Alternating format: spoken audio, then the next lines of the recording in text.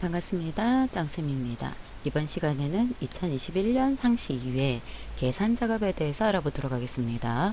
자, 계산 작업은 제일 마지막에 해야 되는 거라 그랬죠. 함수가 5개, 한 문제당 8점. 그래서 여러분들이 최소 2개에서 3개 이상은 맞춰야 전체적으로 합격할 수 있는 점수가 나온다 그랬습니다. 자, 계산 작업 시트로 가서요. 하나씩 보도록 하겠습니다. 자, 먼저 첫 번째 표 1번 데이터에서 자, 학과라는 데이터가 문자 데이터가 있는데 왼쪽에서 세 글자를 뽑아라 그랬어요.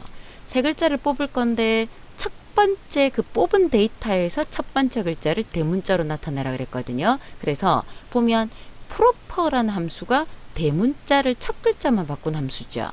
프로퍼 대문자를 바꿀 건데 누구를? 레프트행거를 뽑아서요. 거기에다가 입하기에서 연도를 뽑아서 이렇게 붙일 거예요. 붙일 거고요. 그 다음에 순번을 그대로 붙이자 그랬습니다. 붙이는 함수가 연산자가 여기 n% 연산자죠. 그래서 프로프하고 레프트는 중첩이 되고요. 이어는 그냥 옆으로 연결을 해주면 되는 거예요. 자, 어렵지는 않은 문제네요. 자, 잘라서 붙여도 되고요. 순서대로 해도 되고 관계는 없습니다. 자, 프로퍼 함수부터 순서대로 한번 해볼까요? 프로퍼 함수를 찾아서 설명을 보면 대문자로 첫 번째 글자를 바꿀 건데 누구를? 이 안에 있는 걸.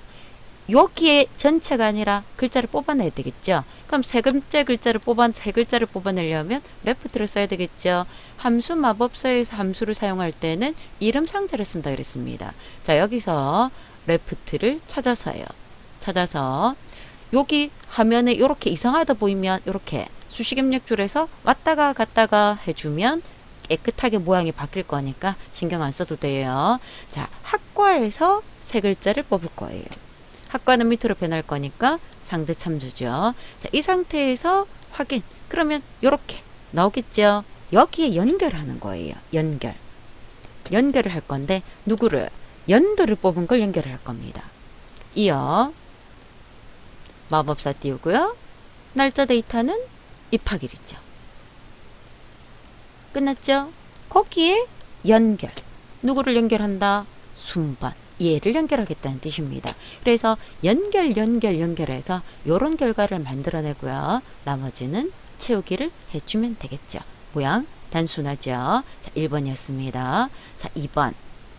표 2번에서 출석이 지금 동그라미가 돼 있어요. 동그라미가 돼 있는데 3번이면 즉 동그라미 개수를 셀란다는 뜻이죠. 동그라미는 문자이기 때문에 셀라기 위해서 카운타를 썼습니다. 그래서 카운타를 이용해서 얘를 추잠수로 들고 가서요. 개수를 셀란 게 1일 때, 2일 때, 3일 때라 그랬어요. 그럼 카운터인 걸 잘라서 추주로 가도 되고요. 추주에서 카운터로 들어가도 됩니다. 자, 오늘은 순서대로 한번 해볼게요. 제가. 자, 화면상에서요. 출석일 자리에 추즈 마법사를 띄워놓고요. 자, 인덱스 값으로 카운타를 쓴다 그랬습니다. 카운타는 문자 숫자가 다 되는 거예요. 범위가 이렇게 1, 2, 3일이겠죠. 이 상태에서 확인이 아니고 추주로 돌아오는 겁니다. 그래서 얘가 1일 때 카운타인 게 1이면 화면상에서 C학점, 2면 B학점, 3이면 A학점이라고 그랬죠. 밸류 1이 1이면이에요. 글자를 함수나 수식에 쓸 때는 다음 편에 묶는다 그랬습니다. 자, C학점 첫 번째,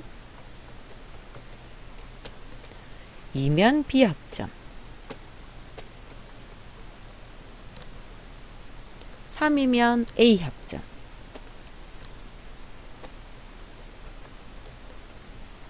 이렇게 해서 결과를 만들어내겠다는 뜻이에요. 그래서 해당되는 것들을 나머지는 채우게 해주면 되죠. 그래서 저는 추주를 먼저 하고요. 그 안에 카운터를 했는데 카운터를 먼저 해서 잘라서 추주 안에 붙여도 동일합니다. 그래서 1번도 2번도 문제가 조금 쉽게 나왔다라고 생각이 드네요. 자, 3번을 보면은 표 3에서 환자 분류가 보험인 데이터의 본인 부담금의 평균을 구하자 그랬어요. 그런데 평균을 구하는데 뒷섬과 뒷카운터를 쓰자 그랬거든요. 뒷섬은 합계죠. 합계를 가지고 왜 평균을 구하느냐? 합계를 구하고 난 다음에 개수로 나누면 평균이 되죠. 그 작업을 하자는 뜻입니다. 근데 뒷카운트가 아니고 뒷카운터라 그랬죠. 카운터는 문자도 되고 숫자도 되고, 즉 열 필드 위치가 누가 되든 관계가 없다는 뜻입니다. 조건을 어디 쓰라는 말이 없으니까 요 조건을 그대로, 데이터 입력 데이터를 그대로 조건으로 쓸 거예요. 데이터베이스 함수는 모양이 똑같다 그랬습니다. 자, dsum부터 들어가 볼게요. dsum 마법사를 띄우면, 자, 데이터베이스는 반드시 제목을 포함한다 그랬어요. 제목을 포함하고요.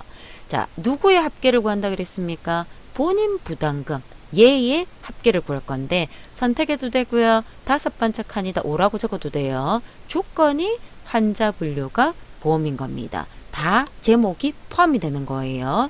확인 끝을 내고요. 얘는 합계예요. 여기서 나누기 디카운터, 숫자 데이터의 개수, 문자 데이터의 개수 따로 있어요. 디카운터를 쓰자 그랬습니다. 자, 똑같아요. 범위를 지정하고요. 범위를 지정하고요. 조건 똑같습니다. 환자 분류가 보험이에요. 그럼 만약에 디카운트라고 했을 때는 세 번째, 네 번째, 다섯 번째 날짜도 형태가 숫자로 취급되기 때문에 괜찮아요. 근데 첫 번째, 두 번째를 하면 결과가 안 나타납니다. 근데 우리는 지금 디카운트기 때문에 문자 데이터, 날짜 데이터, 숫자 데이터 다 돼요. 그래서 이렇게 다 될 때는 보통 첫 번째를 많이 선택을 합니다. 두 번째에도 아무 관계가 없어요. 그래서 합계에서 개수가 5개거든요. 나누니까 결과 평균값 요렇게 나오겠다는 뜻입니다. dsum, dcounter를 가지고 작업을 했어요. 자, 4번.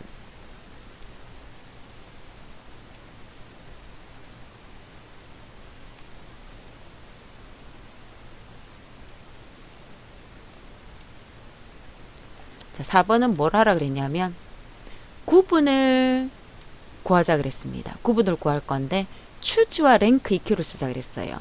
합계를 기준으로 순위를 구할 겁니다. 등수를 구할 건데 1등, 2등은 1위, 2위는 장학생, 8위, 9위는 보충학생, 나머지 3, 4, 5, 6, 7은 공백으로 하자 그랬습니다.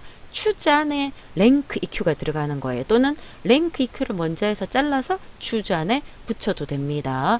그래서 장학생, 공백, 보충학생을 넣자 그랬습니다. 그래서 특별하게 순위를 내림차순 순위다라는 말이 없을 때는 대부분 수치 데이터를 가지고 순위를 구할 때는 높은 점수가 1등입니다. 자, 순서대로 한번 해볼까요? 추즈. 아까도 추즈 나왔는데 추즈가 2번 나왔네요. 추즈 마법사를 띄워놓고요. 자, 인덱스에서 여기서 랭크 EQ로 들어가는 거예요.